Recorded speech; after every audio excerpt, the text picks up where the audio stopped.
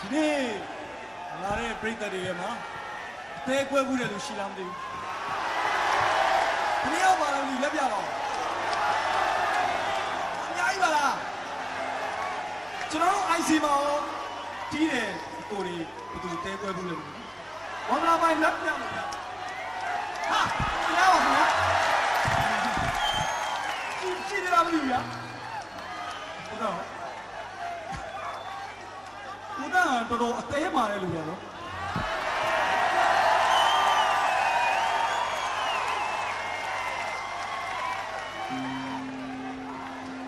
သေခွဲရစနောပေါ်လာရီတော့ပါ